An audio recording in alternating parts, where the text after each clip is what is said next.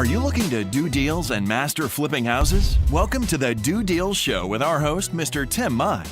As a successful investor and mentor to many real estate investors, Tim's students consistently run 6- and 7-figure investing businesses.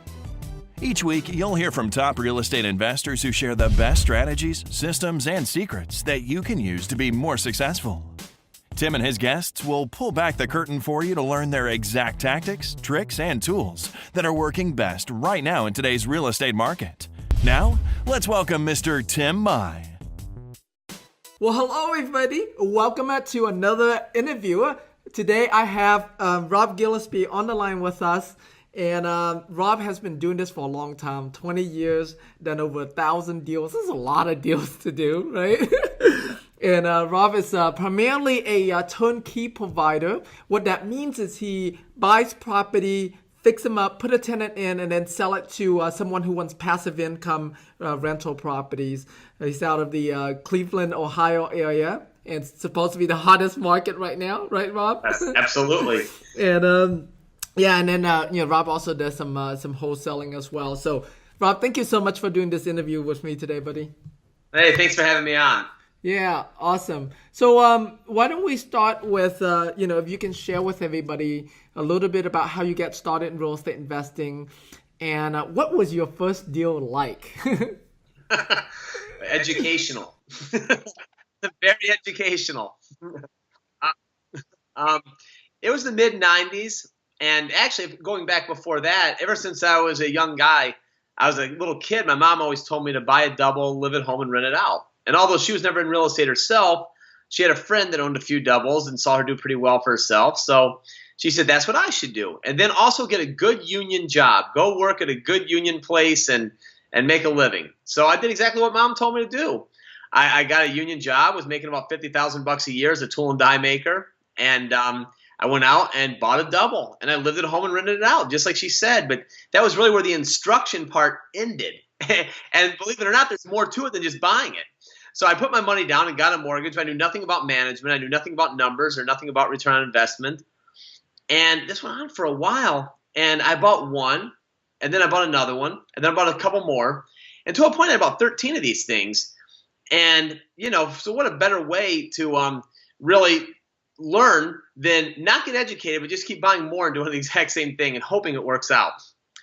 So eventually I was just burned out. I was working night shift so I could work on my properties during the day, and I ended up leaving my job. And when I left my job, I didn't realize, now I don't have an income except for these houses. I really have to start learning the business. I'd overpaid for everything. It was a disaster. Everything was upside down. I didn't know how to manage. I couldn't collect rents. And I started beating my credit. It was just a nightmare. And then I finally got myself turned around and then learned about assigning contracts and so forth. And finally, got myself back right side up and kept going from there. Gotcha. Wow. Okay. And, it's been 20 years. So you've gone through the markets, right? Share with us, like, how did the last market crash affected you, and have you been through more than one crash or just one? Well, the big one, the big nightmare crash is the one we all talk about. The market's changed a lot here in the Cleveland area. It's very different than the areas like Miami or out in Phoenix or places like that, because we've always been buying things for less than replacement cost, which is really nice. That's very rare to have that, where you can buy something for a fraction of what it would cost to build it. But we did start getting some inflated prices. When I started out through the 90s and early 2000s, it was it's pretty expensive. Things we were buying in Cleveland, I was talking to a friend of mine the other day, and he's got about 136, 140 houses now or something. And back when he started, he said, I just had to get rid of one of my houses, and I wrote a check to get rid of it. He paid like $91,000 for this house and just sold it for $23,000. And he was, I think he was about 12 or 14 years into the mortgage on this thing, and he still owed like 64. So it was just crazy. So we would never pay numbers like that today for the houses. And what we used to do, we used to sell them to owner occupants. We'd buy them for maybe 35, 40. We'd put 10 into them, get them up for 50, and sell them for $79.9 to someone that was going to live there. And their payment would be about the same as their rent. But things have changed. The banks believe it or not, they do redline. They do look at areas and say, we are not lending in this area. And they might not say that, but they'll find reasons why that buyer will not qualify for that house. Gotcha. Okay. And so what's your strategy now? Like what properties you focus in on, what kind of neighborhood they are? I'm very diverse as far as neighborhoods. I'm one of those strange birds that I won't do the mansions and things of that nature, but I will. I go up to the nicer homes up to $250,000 or so, but I go down all the way to the couple $1,000 houses. I live outside of Cleveland, and I look for the deal. And if the deal makes sense, then what is my exit strategy and what am I going to do with this deal? Because my only end goal is, can I make this an income producing asset for somebody? And explain the risk, kind of like a stockbroker would do. It's like you have a penny stock or you have a blue chip. What do you want? But you just have to be upfront and explain there is a big difference there. Yeah. Gotcha. Okay. Now, you before we got on this call, you mentioned, some of the neighborhoods that you go into, you actually send people go door knock and collect rent. Right. So I mean, what type of neighborhoods are they? Like what income level or price range level are those type of neighborhoods? Well, let's start all the way down to the lowest end. I won't go into the complete hood where there's nothing that's coming back. I mean, there's still going to be a working class neighborhood where they might work at a gas station. They may be some Section 8. Section 8's a big thing we're doing a lot of now because Section 8, the government backed money coming in for your rentals.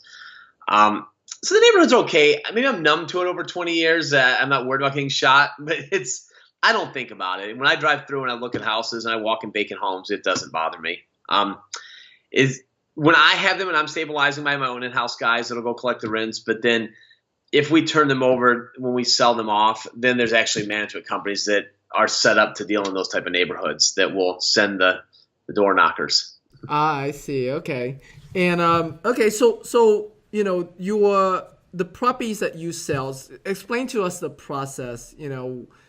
How do you buy them, where you buy them, what you do to them, how you sell them. Okay. Well, in buying them, I get a lot from wholesalers, the new people out there, the folks that are trying to get started, and they maybe were a ballroom graduate. They went and did a weekend boot camp somewhere, and they kind of know how to find the deal. And they can dig it out, but they don't quite know how to structure the paperwork, or they don't have the ability to write a check for it. So that's where we step in and we help them finish the deal up and get them paid, and we can buy it. I like doing that more than the direct mail route, because doing a lot of direct mail, it is very predictable and you can really scale it. But you're a lot larger operation at that point because the call centers and having to weed through the stuff. And you have two options. You can either just throw whatever against the wall to see if it sticks, or you can actually be methodical and talk to the sellers, look at the house, and make a reasonable offer. And that's really what I like to do a little bit more. I'm more for actually talking to them and building a relationship and trying to make an offer that's real. Because I get the offers all the time, the ones in the email, well, I'll offer you $30,000 for this house. It's like, well, you've never talked to me, you've never seen this house. I don't really take it serious. So from there, what would I do with this house? I analyze it to what I can do to get it to perform with its best net operating income. And sometimes that's going to be a physical fix, maybe siding and windows or a new kitchen. A lot of times it's a financial fix. A lot of times it's negotiating out back taxes on it, or something where we can put them on a payment plan and someone can have a higher cash on cash return because they can leverage the money with some non-recourse financing through basically the auditor. A lot of times we'll take the water bills and dump them on the people, put them into a rent to own and spike the rents a little bit. Just depends. But we try to get the highest net operating income so we can increase the sales price and then give someone a good cap rate. Gotcha. So you don't have like a cookie cutter approach to it where you're like, okay, once we buy, we do X, Y, Z to almost every house that we buy. Nothing like that. No, because it's so different. It's so different what we run across. I mean, I would like to say every house, gets a facelift, but there's simply they just don't. I mean, for instance, we just bought one. It's about an hour outside of Cleveland, and it was just an owner-occupied home, and the folks paid almost $70,000 for it last year, and we came in and bought it for significantly less. But it needs nothing. It's a 4-bedroom, 2-bath, great house. I put a Metro Section 8 person in there at $895 a month. and I'll just sell that off to someone that wants to hold it in their IRA, or maybe someone offshore, whomever. Right now, I'm holding it, but so that one needs nothing. So other than getting smoke detectors and stuff put in for Section 8, really nothing other than that. Other ones we have. Let me think of a recent one we just bought. We just bought one in the inner city on the west side of Cleveland yesterday day before we closed on it. It's got a $700 a month tenant in it already, and we paid I think 18 for it after tax relations. We're doing 17. It needs nothing. We're going to go over there and put a new lease in place to make sure the lease is in place. We're going to take nice pictures to make sure everything's good, make sure they're staying and paying, and put all that in a package and sell it off to one of our guys for maybe 25. Gotcha. Okay. And so on the selling side, how are you finding your buyers? How do buyers know about you and your properties? Well, buyers have a way of finding you. When you have the good deals, and I'm selling off-market deals, and they're not things on the MLS, people come out of the woodwork. I do go on some forums. I'm on a few websites. I go on some Facebook groups and answer questions for people. So people just naturally gravitate and they find me. I have done some webinars for self-directed IRA custodians and talked about how to grow your IRA. I'm getting ready to do actually a part series in one of our own webinars where I collect change, like in my ashtray in my car. If something's, $1.25, I'll never give them the quarter. I'll just give them $2 and take my 75 cents and throw it in. And then I put it in this little change counter and I put little bags of change. So I've done this probably for the last year or so. So when I get to my $500 point, I'm going to take all that to the bank. I'm going to open an IRA and then another IRA with that one for the year. And then I'm going to lock a house in contract, flip the contract, and go and see how much I can grow it in 12 months off of change from your ashtray. More or less to prove a point. But that's the kind of webinars and the kind of little things I'll do so people are like, wow, this guy knows how to do something, and then they'll come to me. That's awesome. Okay. So you mentioned that, Cleveland is one of the hottest market right now. What's going on in Cleveland right now? Everything. LeBron, the Cavs. No. Tons of redevelopment. It's really because our capitalization rates are so high, and you can buy things for so little, and we have such a great rental market, and we have enough employment to support it all. It's really nice with the downtown really bursting at the seams. We have the new casino. We have tons of restaurants, tons of entertainment. We have the Cleveland State Case Western Reserve. We have all the Cleveland Clinic and University Hospital. So there's a lot of employment and places for people to work, and they look to live nearby. So that's driving everybody here. So the things, especially the guys in California, they'll call me and tell me they paid $250,000 for a double, and then they're getting $1,500 a month rent. Well, that same double here, I can sell them for $25,000 or $30,000. Wow. Okay. So, do you focus mostly on like duplex and triplex and such, or mostly single family homes, or all over? I focus on the deal. I focus on what I can buy at a reasonable price where I'm not completely killing the seller, where they feel like they're walking away with something. And it's a win-win situation. It's like anytime I'm talking to a seller, I always tell them, listen, I'm going to get 2 or 3 more calls today to buy houses. This is your home. So if you're not comfortable with the deal I'm going to make, by all means, list it, put it on the market, do something else. But I can tell you, I'll pay you cash, and I'm not going to try to wholesale your contract. I'm really going to buy it. So I try to be fair with people up front on that. And then after sorry, I got off topic. What was the question again? I'm sorry. The question is, what type of properties do you focus in on? Those properties. I'm sorry. So I look at the deal. So I'm not necessarily focusing on doubles and singles or so forth. It's whatever comes my way. I've done everything up to large commercial projects, but mainly single family homes. I get a few doubles and triples mixed in. But when I get a double or triple, I try to do a master lease in there with one person, let them put their friends and family in there, pay their own water and their own maintenance, and make it a more consistent return for my investors. Gotcha. And when you say, returns, what is the typical returns that your investors are getting on these properties? If I put them in the suburbs in a home like you or I would live in, one of those are going to give a minimum of 10% return. And those are real numbers. I really try to say, hey, this is what the house needs. This isn't – because you can always say a cap rate, but then it underwrites completely differently. But I'd say 10 in there. I shoot for 20% when you get in the inner city. When you're in the deep inner city, about 20%. And that's usually using the 50% rent rule, where I'll take the gross. So if I'm bringing in $500 a month times 12 months, $6,000, cut it in half, down to three, so something for $15,000 for a $500 a month rental. Wow. Okay. No, Gotcha. less than that, but Okay, that sounds good. And if you were to, let's say someone listening on this call and says, I've always been interested in this whole being a turnkey provider. Give us what's the benefit of being a turnkey provider versus doing the normal, wholesaling or flipping kind of business? I don't know if it's a benefit. I think it's more of just a way of looking to giving people what they really, really need and what they really, really want. Because like I said earlier, I always say that nobody wants a treadmill. Nobody wants a gym membership. People want to look better.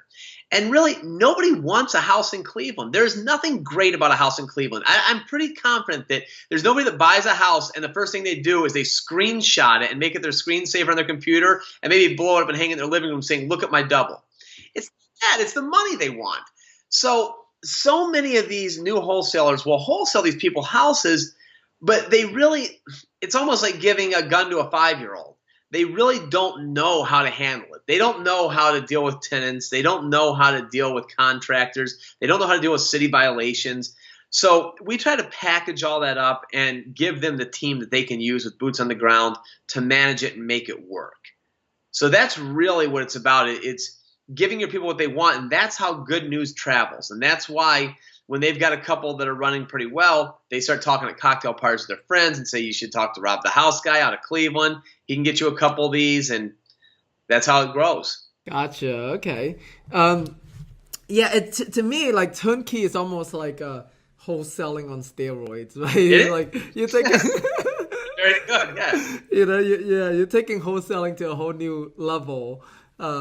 Okay, and so what are if I want to get started as a turnkey provider, who I guess what's the first thing I need to do? Who do I need to put on my team to do this? I would say you're going to have a few things if you're going to be a turnkey provider. First, you should be in an area that it makes sense, because not all areas make sense to be a turnkey provider. If you're in a Miami, Florida. Well, Miami actually might work because people aren't buying for the rate of return. They're buying because the appreciation is going through the roof. But you want to make sure that it's a climate where investors want to park their money, first of all. Second, you must have good boots on the ground contractors or tradesmen, people to work on the house. Because, for instance, if a furnace goes out in Cleveland, it's $1,250. That's what it's going to be. $1,250 to slide a new 80% furnace in. Not a big deal. We deal with them all the time. But if you're not a towner and you don't have those connections, you're going to pay $4,000 or $5,000 for that same furnace. Your sewer line gets clogged up. We have the guys that run there with a snake, clean it all out. You'll be a few $100 later. You call Roto-Rooter, it's $8,000 or $9,000 because they dug up your front yard for no apparent reason. No disrespect to Roto-Rooter. I'm just using that as just a blind name of a big company. Next, you have to have management. Someone that's really going to take care of this property. Someone that's going to, be forceful, kind of kick the tenants in the butt and pat them on the back at the same time. Let them know they love having them around. By the way, you got to pay. And you have to keep that relationship. And that's an art form, because if you're the company that's just sending out an eviction notice on day 4 of the month or day 6 of the month, whatever your lease is set up, without talking to them, that's a recipe for disaster, and it's going to bring you extremely high vacancy rates. So that's where the banks really fell apart during the crash, is they weren't communicating and talking with the people enough, and they could have really avoided this if they had just renegotiated the terms of loan and fixed them and put them back where they wanted. It'd have been fine, but unfortunately, there are just too many people involved. Exactly. Okay, and what are some of the things we should sort of look out for, like mistakes to avoid?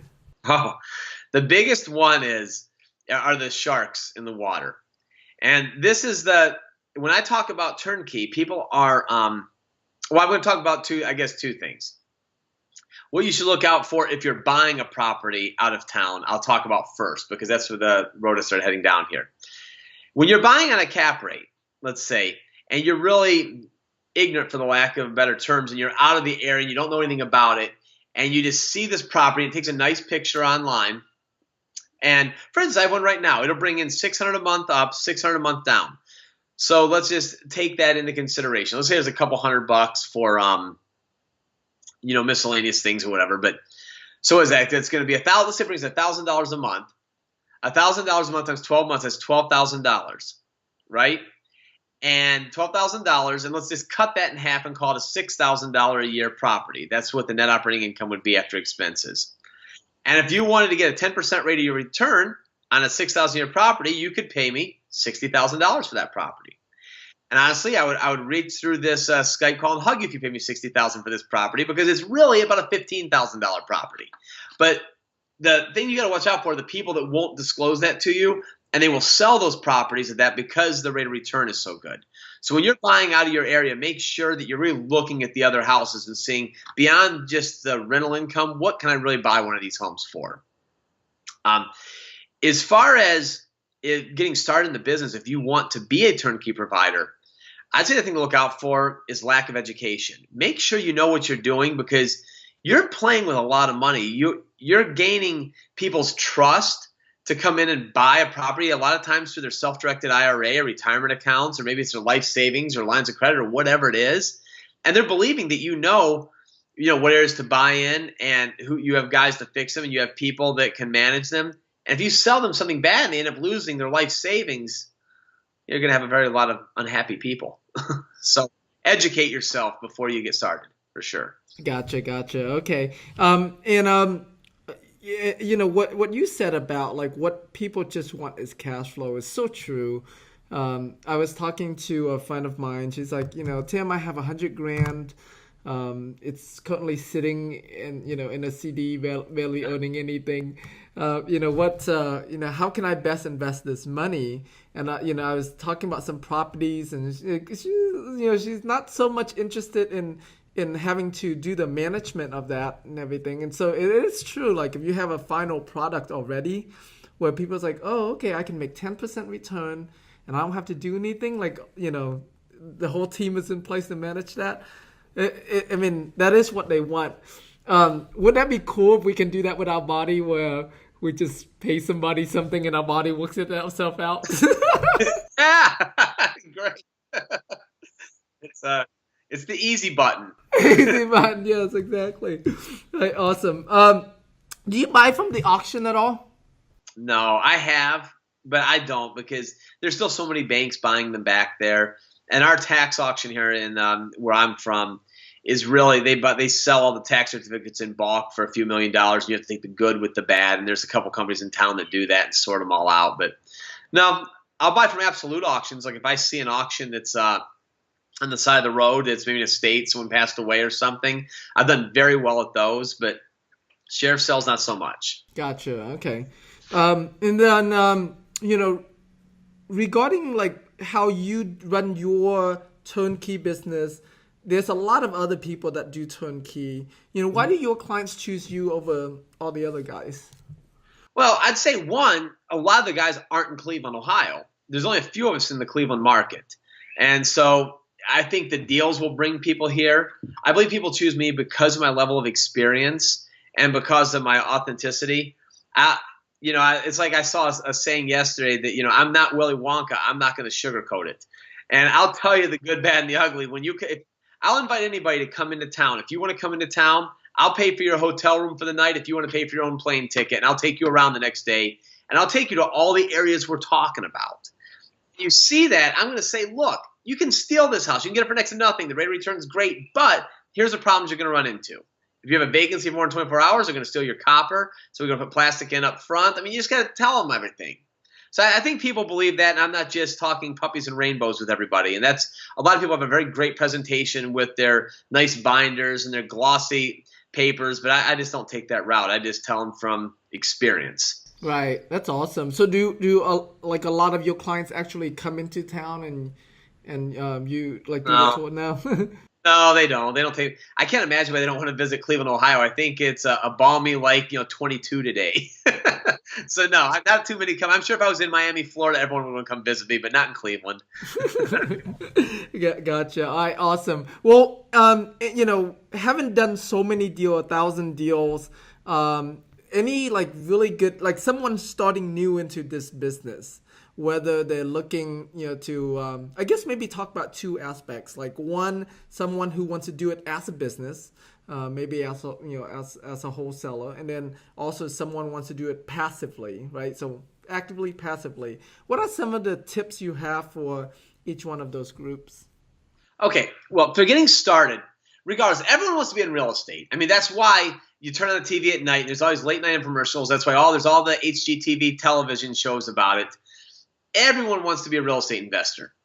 But the fact of the matter is, you have to know what your superpower is. What is your superpower when you're getting into this? So is it that you're very liquid and have lots of money? Because you're going to take a very different approach than somebody that maybe doesn't have any money. If someone has no money or credit, but they're a great talker, maybe they're going to go out and they're going to be the deal maker and put the deals together. Maybe you're someone's a great contractor and can really analyze the rehabs well and put that together. So know your superpower and really play on that. Don't try to be everything. That's the first thing. Second, and I know I'm probably going to get death threats from all the gurus out there, there is absolutely no reason to go spend $50,000 on coaching. And I'm sorry, I hope you don't have a coaching program for $50,000. There's just not.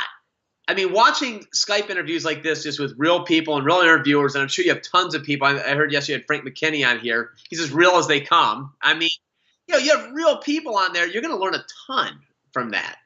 So I'd say for getting started, but make sure that you align yourself with someone that's actually doing business and doing deals, and they're not just info marketers. And you have to know that everybody's time is valuable, and you have to bring something to the table. So if someone's coming to me, bring me deals or pay me a little bit for, mentoring you, but it's not gonna be 50 grand. But the people that are just the time vampires, don't be that to anyone that you're trying to learn from, because they'll just repel you. So I'd say the first thing, find someone that knows what they're doing, try to stick with them a little bit, and just learn through doing. Most of the people I've taught, I would say, never paid me a dime, and they just brought me deals, and we just did deals together, and we learned by doing deals and saying, hey, now here's how I do this paperwork, and here's what I do next. And next thing I know, they're bringing me deals that are farther along down the pipeline, and they're up and running. So that's the way to get started. I'd probably say getting started would be the best way. Awesome. Great tips. And that's our show for today. If you have any questions or would like to get further training from Tim Mai, please visit our website at www.dodeals.com/Tim.